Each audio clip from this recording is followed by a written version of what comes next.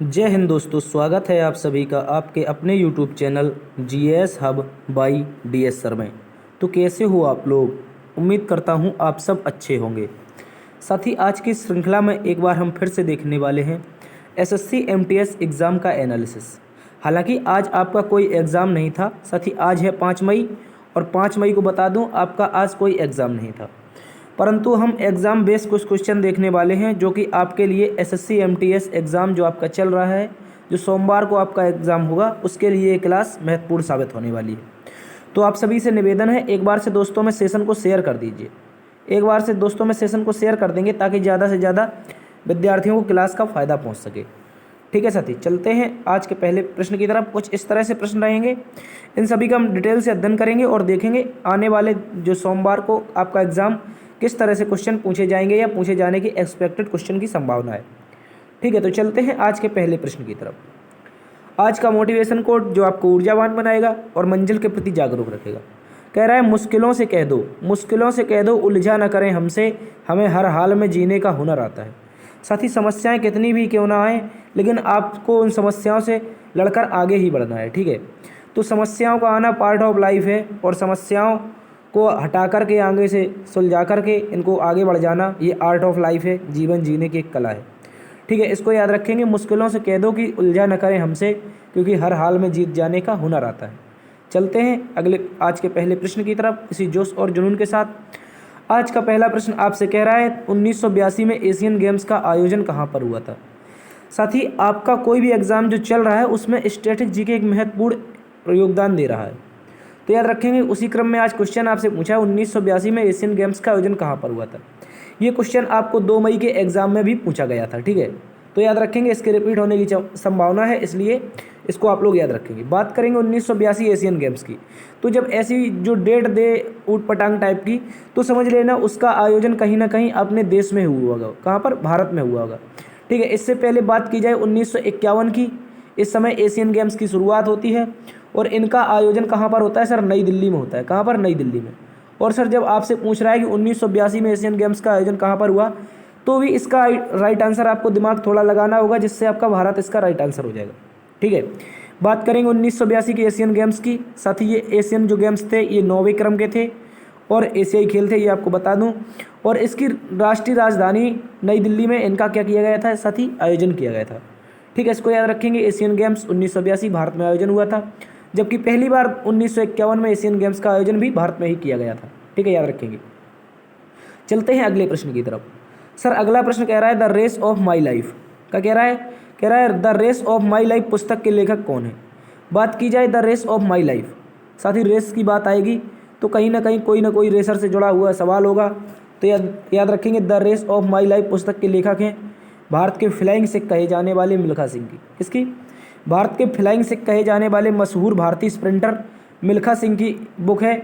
इनका हाल ही में 2022 में निधन हो गया है, इसलिए क्वेश्चन आपसे पूछा गया है। ठीक है, याद रखेंगे the race of my life, flying Sikh, भारतीय स्प्रिंटर, मशहूर धावक मिल्खा सिंह की पुस्तक है, इसको याद रखेंगे।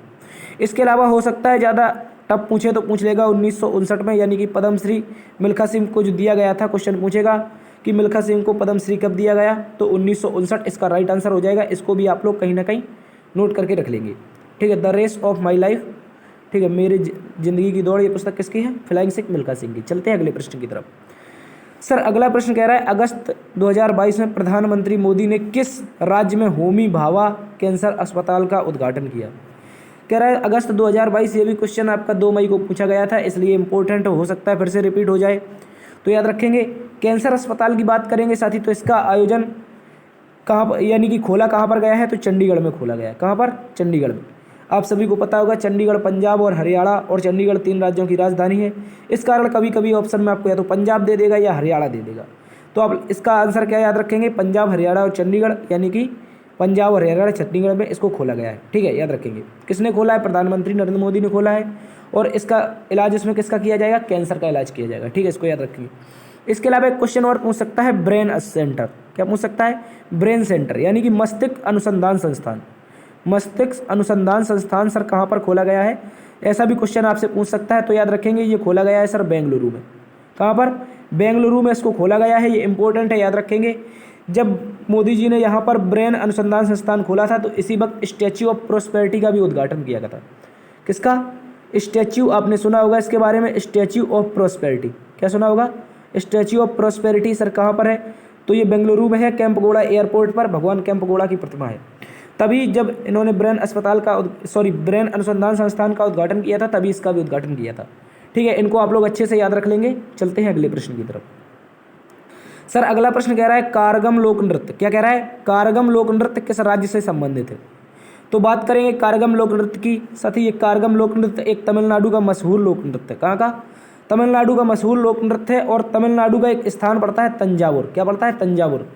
तंजावुर गांव में इसकी उत्पत्ति हुई है, ये भी याद रखेंगे, हो सकता है पूछ ले। आपको इतना ही याद रखना है। कारगम लोक नृत्य कहाँ से संबंधित है सर? ये तमिलनाडु से संबंधित है, इसको याद रखेंगे। ठीक है, चलते हैं अगले प्रश्न की तरफ। सर अगला प्रश्न कह रहा है मानव शरीर का सामान्य रक्तचाप कितना होता है? तो ये आसान प्रश्न है, इसको याद रख लेंगे।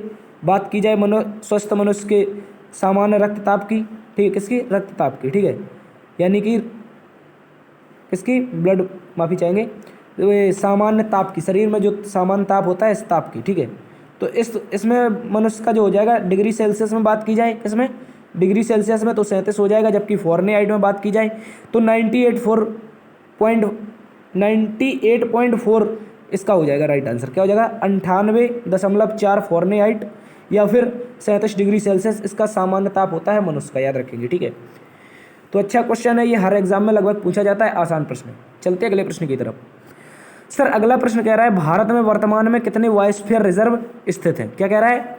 भारत में वर्तमान में कुल कितने बायोस्फीयर रिजर्व स्थित हैं? ठीक है, तो बात की जाएगी भारत में स्थित बायोस्फीयर रिजर्व की। सर कुल मिलाकर के वर्तमान में 18 बायोस्फीयर रिजर्व हैं सर। और वर्तमान में ये भी याद रखेंगे 18 तो बायोस्फीयर रिजर्व भारत में हैं, लेकिन जो यूनेस्को ने अधिसूचित कर रखे हैं वो 12 बायोस्फीयर रिजर्व है। कितने? याद रखेंगे, यूनेस्को के द्वारा भारत के कुल 12 बायोस्फीयर रिजर्व को अधिसूचित किया गया है, ये भी याद रखेंगे। भारत का सबसे बड़ा बायोस्फीयर रिजर्व की बात की जाए तो ये कच्छ का रण हो जाएगा। कहाँ का? कच्छ का रण। ठीक है, इसके अलावा 1986 में पहली बार नीलगिरी बायोस्फीयर रिजर्व को भारत का पहला बायोस्फीयर रिजर्व बनाया गया था। इसको भी आप लोग याद रखेंगे। भारत में वर्तमान में 18 है, 12 यूनेस्को द्वारा नामित हैं। जबकि भारत का सबसे बड़ा की बात की जाए तो कच्छ का रण, लेकिन पहले की बात की जाएगी तो नीलगिरी बायोस्फीयर रिजर्व, जो कि आपका तमिलनाडु और केरल की सीमा पर पड़ता है। ठीक है, याद रखेंगे। चलते हैं अगले प्रश्न की तरफ। अगला प्रश्न कह रहा है कांग्रेस का वह अधिवेशन जिसमें नरम दल और गरम दल अलग हुए थे। क्या कह रहा है? कांग्रेस का वह कौन सा अधिवेशन था जिसमें नरम दल और गरम दल अलग हुए थे? तो बात करेंगे यहाँ पर साथी 1907 के सूरत अधिवेशन की। कांग्रेस का सूरत अधिवेशन था, याद रखेंगे। इस सूरत अधिवेशन में कांग्रेस के गरम दल और नरम दल, इस दौरान क्या हुआ था? नरम दल और गरम दल दोनों में विघटन हो गया था, इसको याद रखेंगे। इस समय अध्यक्ष कौन थे? तो आरसी मजूमदार थे। कौन थे? माफ़ी चाहेंगे, आरसी मजूमदार नहीं थे, रास बिहारी बोस थे। कौन थे? याद रखेंगे, रास बिहारी बोस। इंपॉर्टेंट है, याद रखेंगे। रास बिहारी बोस इस समय क्या थे? 1907 में कांग्रेस के अध्यक्ष थे। परंतु 1916 में एक लखनऊ का अधिवेशन होता है, इस दौरान ये दोनों दल आपस में विलय हो गए, यानी कि इन लोगों में क्या होगी? मित्रता हो गई। तो इस समय अध्यक्ष कौन था? तो याद रखेंगे आरसी मजूमदार। क्या याद रखेंगे? अंबिका चरण मजूमदार, एसी मजूमदार। ठीक है, याद रखेंगे एसी मजूमदार। अंबिका चरण मजूमदार इस समय क्या थे साथी? ये आपके अध्यक्ष थे लखनऊ अधिवेशन के। ठीक है, अंबिका चरण मजूमदार। इंपॉर्टेंट है, याद रखेंगे, क्वेश्चन पूछा जाएगा आपसे।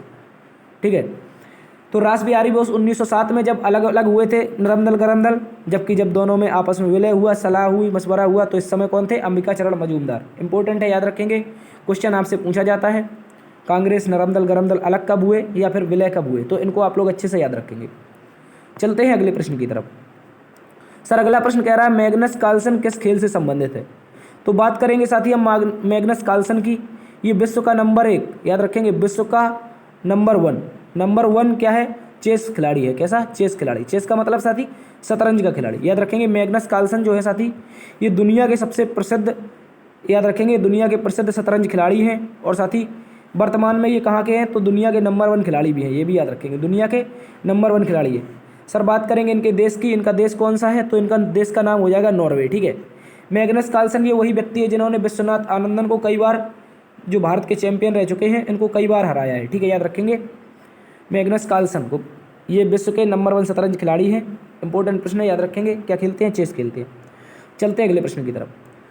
सर अगला प्रश्न कह रहा है किस वंश के राजाओं द्वारा खजुराहो में हिंदू और जैन मंदिरों का निर्माण करवाया गया था। ठीक है, तो आप लोग यहाँ पर हिंदू और जैन को देखकर कंफ्यूज नहीं होंगे, यहाँ पर इतना ही याद रखना है आपको, खजुराहो के मंदिरों का निर्माण किसने करवाया था। ठीक है, तो बात करेंगे इस समय बुंदेलखंड में शासन हुआ करता था किसका, चंदेल राजाओं का, और चंदेल राजाओं के द्वारा खजुराहो के मंदिरों का निर्माण कराया गया था। इनको याद रखेंगे। सर कब कराया था, तो याद रखेंगे 950 से 1050 ईस्वी के बीच में। ठीक है, 950 से 1000 ईस्वी के बीच, 1050 ईस्वी के बीच में इनका निर्माण हुआ था। सर ये कहाँ पर स्थित है, तो मध्य प्रदेश के छतरपुर जिले में स्थित है। इंपॉर्टेंट प्रश्न याद रखेंगे।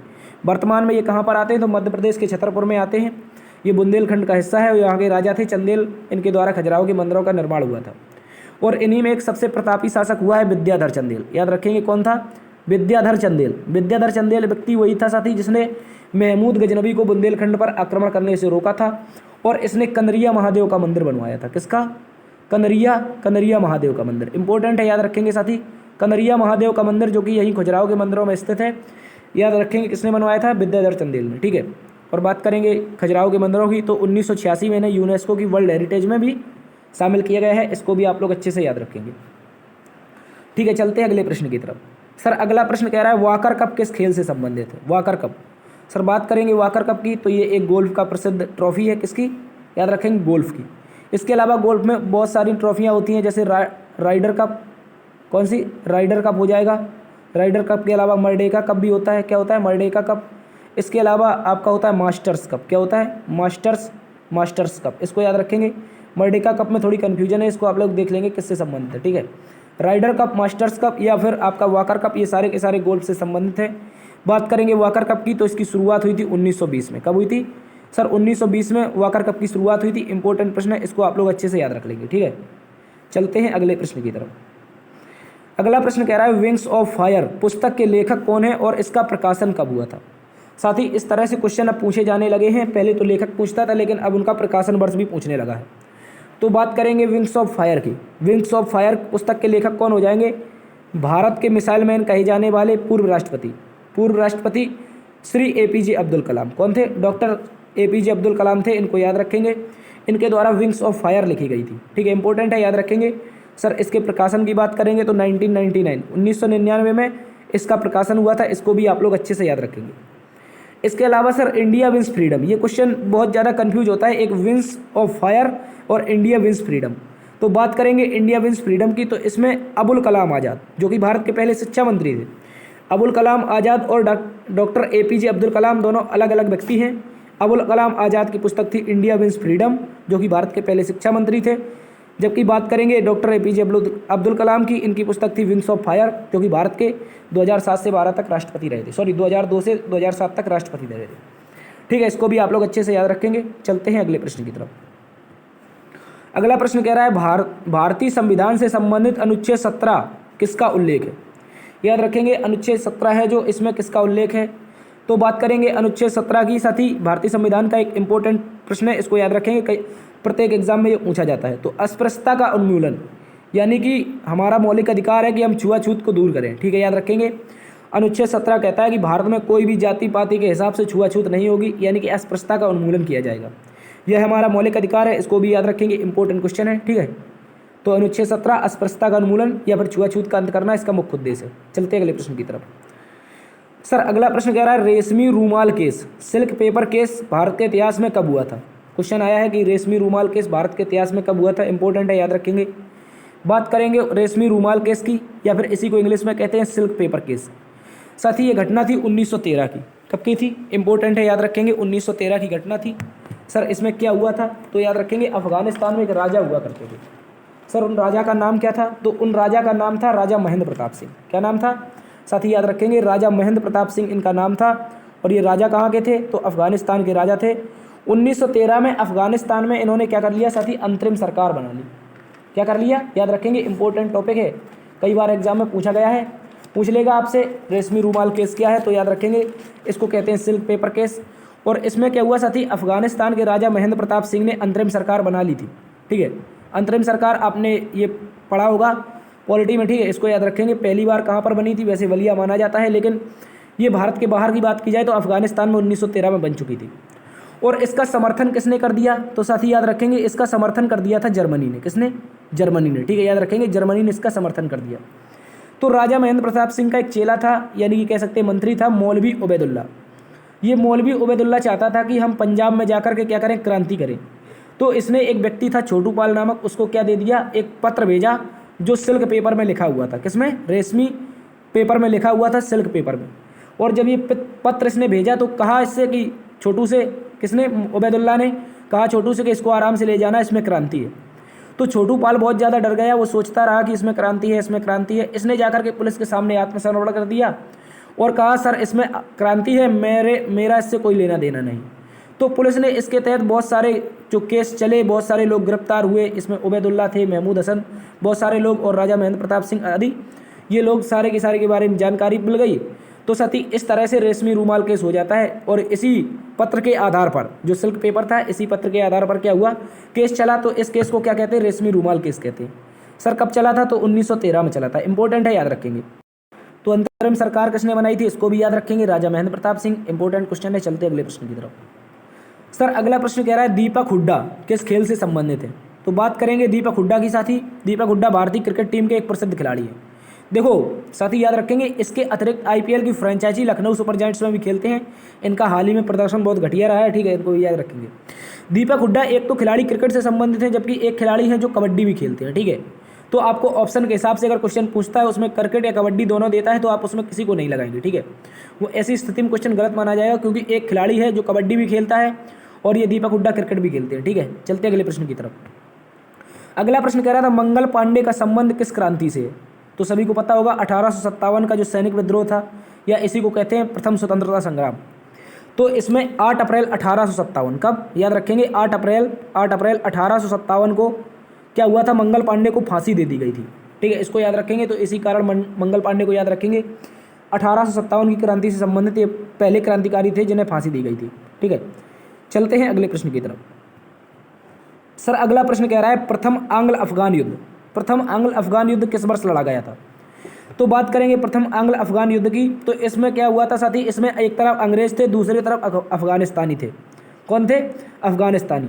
इन दोनों के मध्य युद्ध लड़ा जाता है 1839 से 42 तक। ये 3 साल तक चला था साथी, इसको याद रखेंगे। इस युद्ध में क्या होता है साथी, अंग्रेज जीत जाते हैं, ठीक है, अंग्रेज जीत जाते हैं और अंग्रेजों ने काबुल पर कब्जा कर लिया था, याद रखेंगे। इसके तहत फिर संधि हो जाती है जिसमें अंग्रेज जो अफगानिस्तानी थे वो अंग्रेजों के अधीन हो जाते हैं, ठीक है, याद रखेंगे। प्रथम आंग्ल अफगान युद्ध 1839 से 42 तक चला था। इसमें क्या हुआ था, 1839 में अंग्रेजों ने काबुल पर कब्जा कर लिया, ठीक है। और इसमें क्या हुआ, अंग्रेज ने कुछ हिस्से को जीत लिया था। इस प्रकार जो हिस्सा जीता गया था उसके जो लोग थे वो सारे के सारे अंग्रेजों के अधीन कार्य करने लगे थे, ठीक है। हालांकि पूरा अफगानिस्तान इन्होंने नहीं जीत पाया था, इसको भी याद रखेंगे। चलते हैं अगले प्रश्न की तरफ। सर अगला प्रश्न कह रहा है वर्तमान में भारत के महान्यायवादी कौन है? तो बात करेंगे महान्यायवादी यानी कि अटॉर्नी जनरल की। तो वर्तमान में भारत के अटॉर्नी जनरल है श्री आर वेंकट रमणी। कौन है? श्री आर वेंकट रमणी। ये भारत का सबसे बड़ा वकील होता है, या कह सकते हैं ये भारत का सबसे बड़ा कानून का जानकार होता है। आर वेंकट रमणी वर्तमान में भारत के अटॉर्नी जनरल हैं। इनसे संबंधित अनुच्छेद की बात की जाए तो अनुच्छेद 76 में इनका उल्लेख मिलता है, ये भी याद रखेंगे। जबकि याद रखेंगे नियंत्रक एवं महालेखा परीक्षक, कंप्ट्रोलर एंड ऑडिटर जनरल। कौन? Comptroller and auditor general. इसका आंसर हो जाएगा गिरीश चंद्र मुर्मू। क्या हो जाएगा? गिरीश चंद्र मुर्मू। श्री गिरीश चंद्र मुर्मू वर्तमान में नियंत्रक एवं महालेखा परीक्षक हैं। अनुच्छेद 148 से 151 तक इनका उल्लेख मिलता है, ये भी आप लोग याद रखेंगे। इसके अलावा महालेखा नियंत्रक परीक्षक की बात की जाए यानी कि CGA की, ठीक है, कंट्रोलर जनरल अकाउंट की बात की जाए तो इसका आंसर हो जाएगा श्री SS दुबे। क्या हो जाएगा? श्री SS दुबे वर्तमान में कंट्रोलर अकाउंट जनरल अकाउंट है, इनको भी याद रखेंगे, ठीक है। इंपॉर्टेंट क्वेश्चन है, ये एग्जाम में पूछे जाते हैं आपसे। चलते हैं अगले प्रश्न की तरफ। सर अगला प्रश्न कह रहा है छत्तीसगढ़ के वर्तमान में राज्यपाल कौन है? देखो हालांकि अभी तक तो देखने को मिला है कि वर्तमान में कोई भी राज्यपाल से क्वेश्चन नहीं आया, लेकिन हो सकता है सोमवार से पैटर्न बदल जाए और क्वेश्चन पूछने लगे। तो इसी क्रम में आप याद रखेंगे छत्तीसगढ़ के बारे में। और छत्तीसगढ़ का नया राज्यपाल किसे बनाया गया है? श्री विश्वभूषण हरिश्चंद्रन। याद रखेंगे, श्री विश्वभूषण हरिश्चंद्रन को छत्तीसगढ़ का नया राज्यपाल नियुक्त किया गया है। इंपॉर्टेंट क्वेश्चन है, इसको आप लोग कहीं ना कहीं याद रख लेंगे, ठीक है। चलते हैं अगले प्रश्न की तरफ। सर अगला प्रश्न कह रहा है चर्चा में रहा मोढेरा का सूर्य मंदिर किस राज्य में स्थित है? यह भी क्वेश्चन बहुत ज़्यादा रिपीट हुआ है। ये आर्मी GD में पूछा गया था, इसके अलावा SSC GD में पूछा गया था, इसके अलावा जो अभी आपका CHSL का एग्जाम हुआ था उसमें पूछा गया था, हो सकता है MTS में भी पूछ ले, ठीक है। ये इंपॉर्टेंट क्वेश्चन है, ऐसा कोई एग्जाम नहीं जा रहा है जिसमें ये पूछा ना जाए। सर बात करेंगे मोढेरा की सूर्य मंदिर की, तो ये गुजरात राज्य में स्थित है, मोढेरा गाँव में। सर इसका मुख्य उद्देश्य क्या है, यानी कि इसका कारण ये चर्चा में क्यों रहा। याद रखेंगे जो मोढेरा का सूर्य मंदिर ऐसा थी, इसके बगल में एक गांव है मोढेरा, ये पूरा का पूरा गांव सौर ऊर्जा से जलता है। इस कारण ये चर्चा में रहा है, क्योंकि मंदिर परिसर में चारों तरफ सौर ऊर्जा प्लेटें लगी हैं और इसी कारण वो उन प्लेटों से जितनी भी ऊर्जा आती है पूरे गाँव को फ्री में रोशनी दी जाती है। ठीक है, तो इस कारण ये चर्चा में रहा था। मोढेरा का सूर्य मंदिर गुजरात में स्थित है, इंपॉर्टेंट है, याद रखेंगे। इसके अलावा कोणार्क का सूर्य मंदिर ये उड़ीसा राज्य में स्थित है, इसको भी आप लोग अच्छे से याद रखेंगे। और इसको हम ब्लैक पगोड़ा कहते हैं। क्या कहते हैं? Black pagoda. ठीक है, इसको भी याद रखेंगे, ब्लैक पैगोडा कहते हैं। ठीक है, चलते हैं अगले प्रश्न की तरफ। अगला प्रश्न कह रहा है साथी, धर्म गार्जियन युद्धाभ्यास किन दो देशों के मध्य हुआ था। धर्म गार्जियन युद्धाभ्यास की बात की जाए तो साथी हाल ही में इसका आयोजन भारत और जापान के मध्य किया गया है, इंपॉर्टेंट है, याद रखेंगे। इसमें थल सेना की मदद होती है। ठीक है, याद रखेंगे। इनमें क्या होता है सर, दोनों देशों की थल सेनाएं धर्म गार्जियन में लड़ती हैं, यानी कि युद्ध लड़ने का क्या करती हैं, अभ्यास करती हैं। इंपॉर्टेंट है, याद रखेंगे, भारत और जापान के बीच धर्म गार्जियन। जबकि वीर गार्जियन की बात की जाए तो जापान और भारत की जो वायुसेना है, क्या है, जापान भारत की वायुसेना है, इन दोनों के बीच वीर गार्जियन होता है। इसको भी आप लोग अच्छे से याद रखेंगे। ठीक है, वीर गार्जियन भारत जापान वायुसेना, जबकि धर्म गार्जियन भारत और जापान की थल सेना के मध्य। इंपॉर्टेंट है, इसको अच्छे से याद रखेंगे। अगला प्रश्न कह रहा है गदर पार्टी की स्थापना किस वर्ष हुई थी। तो बात करेंगे गदर पार्टी के बारे में। अभी हमने देखा था 1913 में रेशमी रूमाल केस, यानी कि सिल्क पेपर केस। इसके अलावा बात करेंगे गदर पार्टी की, किसकी, गदर पार्टी की। तो गदर पार्टी की स्थापना हुई थी सर 1913 में। किसने की थी, तो लाला हरदयाल, जो कि आपके एक वो थे, प्रोफेसर थे सर। कहाँ के प्रोफेसर थे, तो ये एक सैन फ्रांसिस्को अमेरिका में एक यूनिवर्सिटी है, याद रखेंगे, वहाँ के ये क्या थे, प्रोफेसर थे।